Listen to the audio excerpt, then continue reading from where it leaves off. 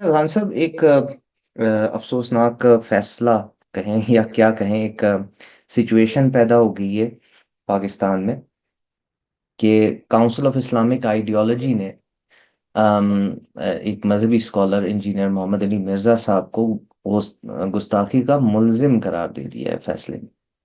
और उनके बयानात को सामने रखते हुए एक बयान को सामने रखा है, फिर ऐसे जुमले उन्होंने नकल किए कि उसमें उन्होंने फरमाया कि ये नक्ल कुफर है और किसी शरई मकसद के बगैर किया गया है नक्ल कुफर, और इस तरह ये सख्त ताजीरी सजा के मुस्तहिक है। अब इस पे बहुत पेचीदगियां पैदा होने का मतलब अंदेशा है और खराबियां पैदा होने का अंदेशा है। सबसे पहली बात तो ये इसमें कहा गया कि इब्तदाई तौर पर ये फैसला दिया गया है, यानी उसमें लिखा है बराह रास्त तौर पे, और ये भी कहा गया है कि जो नेशनल साइबर इन्वेस्टिगेटिव एजेंसी है पाकिस्तान की, उसका एक मुरासला, उसकी बुनियाद पर उन्होंने ये फैसला दिया है इस्लामी नज़रियाती कौंसिल ने। और फिर मतलब इसमें बहुत सारी मतलब ऐसे बज़ाहिर ऐसी ऐसी चीज़ें इसमें नज़र आ रही हैं। इस दो सफ़ात पर मबनी ये डॉक्यूमेंट है, और उसको इंटरनेट पर भी मतलब इसको जारी किया गया है पब्लिक डोमेन में। और ये समझ नहीं आ रहा है कि ये क्या मतलब इसके पीछे क्या मतलब उनका इंटेंशन क्या है। इस पर अगर आपकी नज़र से ये गुजरा है तो इसमें तो उनको ब्लास्फेमी का या तौहीन रिसालत का भी, तौहीन कुरान का भी मुर्तकिब करार दिया गया है। कि उन्होंने कुरान की जो एक आयत है और कुरान का जो कुरान की इजाज़त है कि वो हमें मसीही ख़वातीन से निकाह करने की इजाज़त देता है, और फिर उन्होंने मंसूब की है बाज़ बातें मसीही कम्युनिटी की तरफ रिसालत मौला के हवाले से।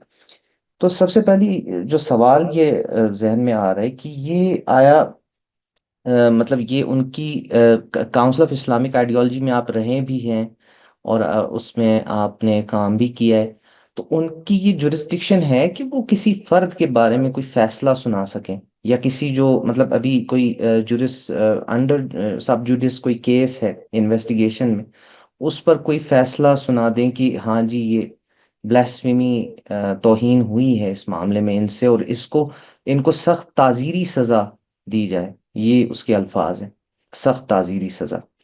तो ये क्या सबसे पहले मतलब इसमें कई पहलू हैं, कानूनी कुछ मसाइल भी महसूस हो रहे हैं। तो आपकी राय में क्या पहले काउंसिल ऑफ इस्लामिक आइडियोलॉजी ने अपनी जो जुरिस्डिक्शन है उससे तजावुज की है, आपको ऐसा लग रहा है?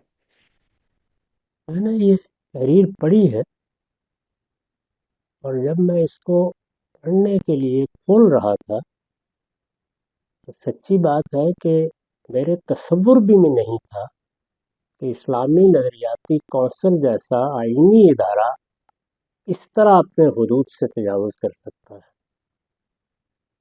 अगर कोई इस नौइयत का इस्तिफ़सार आया था तो अव्वलन इस्लामी नज़रियाती कौंसिल को अपने हुदूद का तयन करते हुए उसका जवाब ये देना चाहिए था कि ये उसके दायरा इख्तियार से बाहर है। इस्लामी नज़रियाती कौंसिल एक आईनी इदारा है, चुनाचे उसके हुदूद रियासत पाकिस्तान के आईन में मुतय्यन कर दिए गए हैं। उनको निकाल कर पढ़ लीजिए, उसमें हरगिज़ इसकी कोई गुंजाइश नहीं। मुझे याद है कि इस नौइयत के इस्तिफ़सारात हमारे ज़माने में भी आते थे, उनमें बिलमूम इसी तरह माज़रत कर दी जाती थी। ज़्यादा से ज़्यादा आप ये कह सकते हैं कि इनफरादी तौर पर या किसी ख़ास महकमे को अलग से इस्लामी नज़रियाती कौंसिल अपनी कोई राय देना चाहे तो दे देती, अगरचे मेरे नज़दीक उसकी भी कोई गुंजाइश नहीं। इसलिए बहुत माज़रत के साथ एक आईनी इदारे ने सरी अपने हुदूद से तजावुज़ किया। उनको हरगिज़ इस नौइयत का कोई काम नहीं करना चाहिए।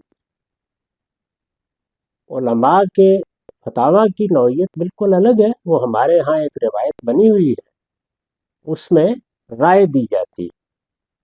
इसमें राय से आगे बढ़कर ये फरमाया गया है कि ये एक फैसला है। یہ فیصلہ دینے کا اختیار ان کو کس نے دیا ہے؟ اگر ہمارے ہاں یہ کوئی جرم ہے اور وہ جرم عدالت پہ زیر بحث ہے تو اس کے دوران میں تو تبصرہ کرنے سے بھی گریز کرنا چاہیے. یعنی میرا یا آپ کا یہ کام نہیں ہے کہ میں عدالت کی کارروائی پر اس نوعیت کا تبصرہ کروں. علمی رائے کسی معاملے میں کسی نے پوچھی ہے تو آپ دے سکتے ہیں، لیکن ایک باقاعدہ آئینی ادارہ اپنے حدود سے تجاوز کر کے کوئی رائے کیسے دے سکتا ہے؟ یہ آپ کی عنایت ہے کہ آپ نے یہ فرمایا کہ انہوں نے ملزم قرار دیا ہے، نہیں، انہوں نے مجرم قرار دیا ہے، اور جس استدلال کی بنیاد پر قرار دیا ہے وہ آخری درجے میں بےمانی استدلال ہے. اگر آپ اس جملے کو اس کے سیاق و سباق پہ رکھ کے دیکھیں جس پر یہ فیصلہ صادر فرمایا گیا ہے تو وہ جملہ بھی وہاں محض حظ اٹھانے کے لیے نہیں بولا گیا، وہ بھی ایک مقصد ہے جس میں تمثیل کے اسلوب میں بات سمجھانے کے لیے بولا گیا. انہوں نے جو چیزیں کہی ہیں کہ نقل کفر کے لیے یہ چیزیں ملحوظ رکھنی چاہیے، وہ ملحوظ ہے اس گفتگو میں. اگر اسلامی نظریاتی کونسل کے اس مقدمے کو تسلیم کر لیا جائے، یعنی میں برسبیل تنزل عرض کر رہا ہوں، ورنہ جن شرائط و حدود کا ذکر کیا گیا ہے وہ بھی کسی چیز کو اس درجے تک نہیں پہنچاتی جس کا فتویٰ صادر کیا گیا یا فیصلہ سنایا گیا ہے.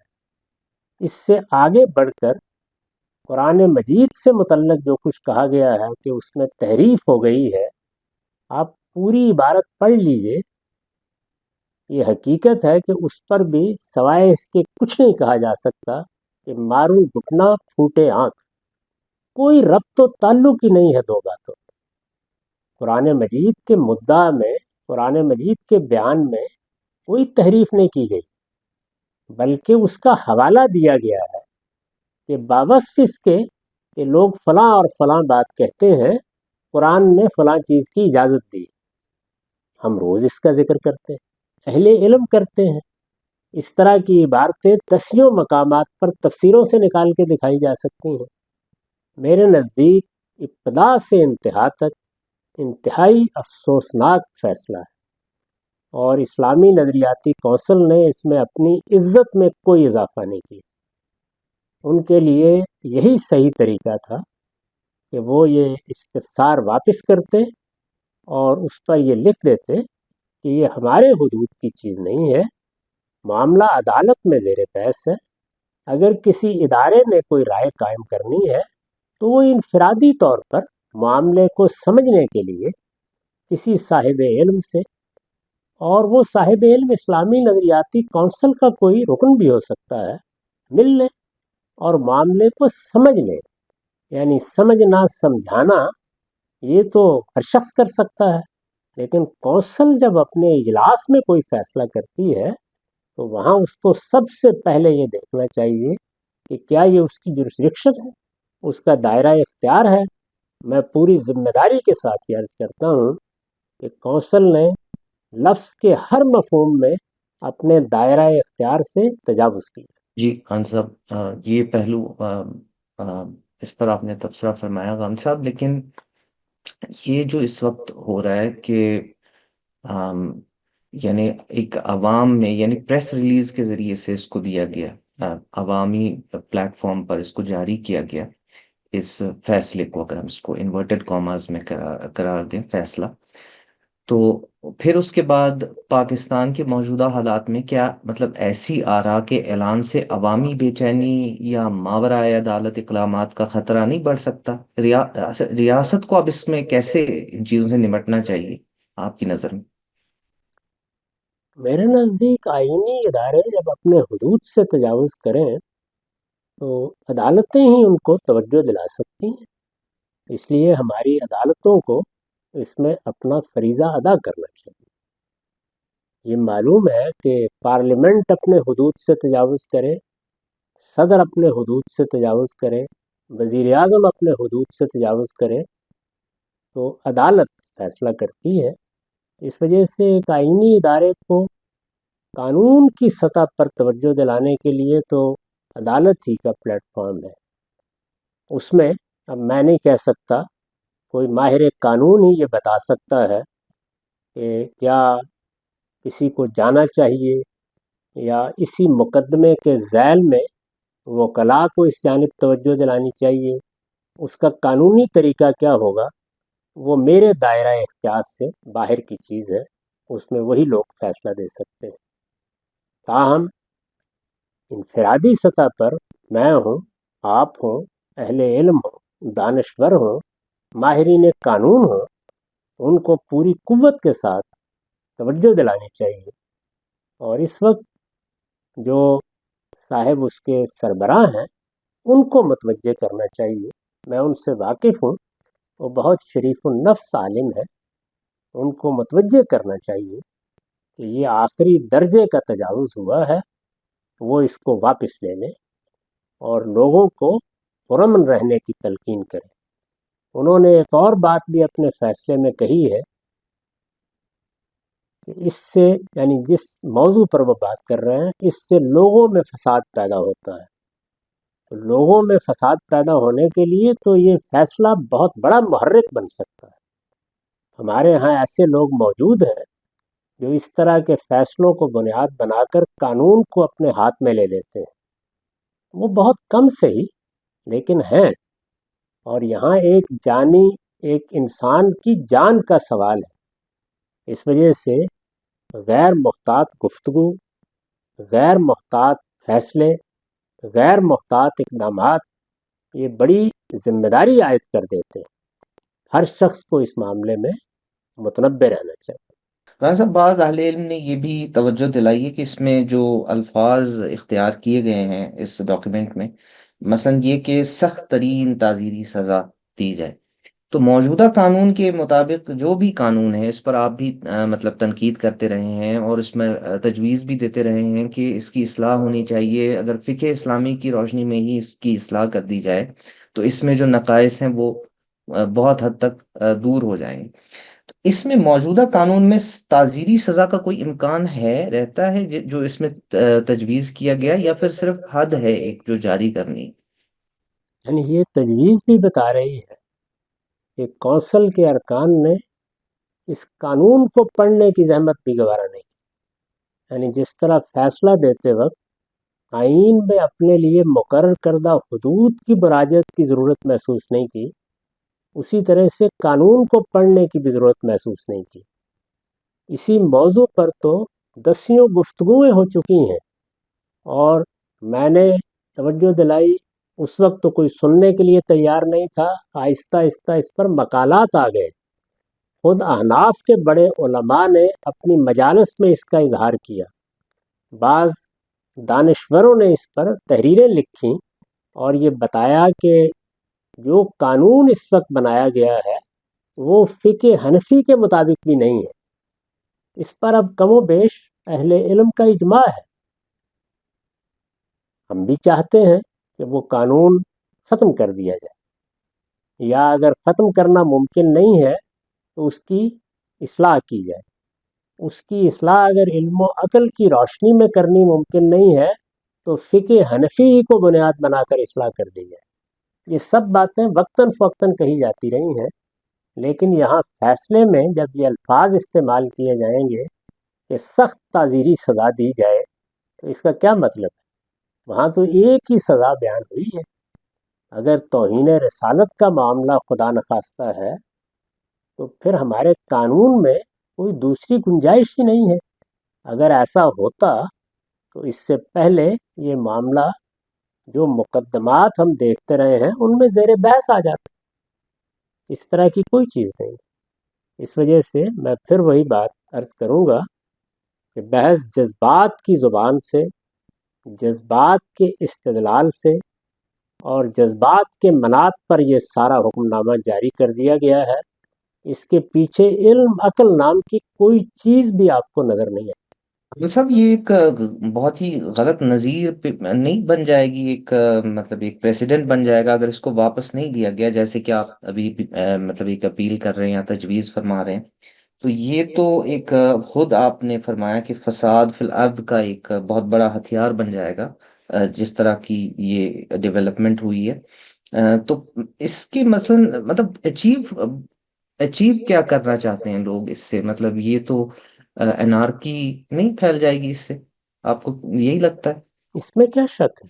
میں نے تو یہ عرض کیا ہے کہ ایک شخص کے بارے میں جو خدشہ ظاہر کیا جا رہا ہے کہ اس کے اسلوب سے، لب و لہجے سے فساد پیدا ہو رہا تھا، اس فساد کی بنیاد تو ان سب ارباب علم و دانش نے اپنے اس فیصلے سے پوری قوم کی سطح پر رکھ دی۔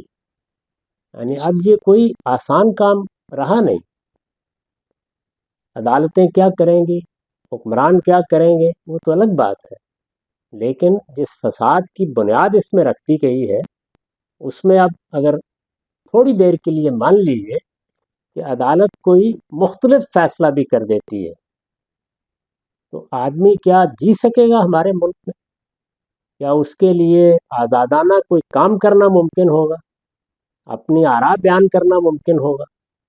ریاستیں کس لیے قائم کی جاتی ہیں؟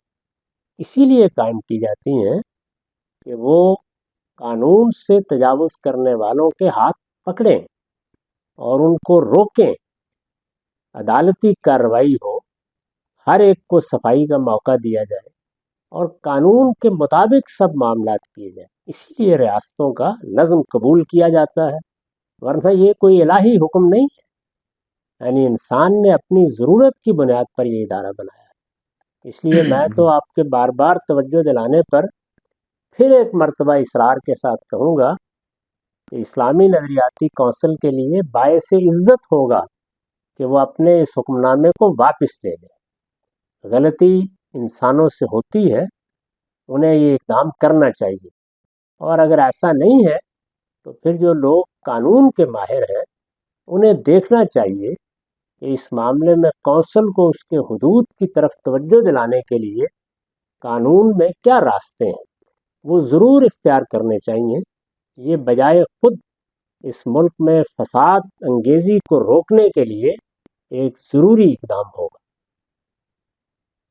جی روہن صاحب، لاسٹ کوشچن اس بارے میں میں یہ پوچھنا چاہتا ہوں کہ اس میں اگر لیٹ سے کہ یہ اب سب جوڈس ہے، عدالت میں بھی ہے، تو اس میں امکان ہے یا ہونا چاہیے کہ جو جس کی طرف جو ملزم ہے وہ اپنی بات کی وضاحت بھی پیش کرے اور اس کا مدعا بھی واضح کرے، اور اس کو قبول کرنا چاہیے اگر وہ کہے کہ میری توہین کی کوئی مطلب میرا انٹینشن نہیں تھا، وہ ارادہ نہیں تھا، اور چلے معافی بھی وہ مانگ لے، تو پھر مطلب اس میں وہ امکان ہونا چاہیے نا کہ وہ اس کو رفع دفع کر دیا جائے معاملے کو؟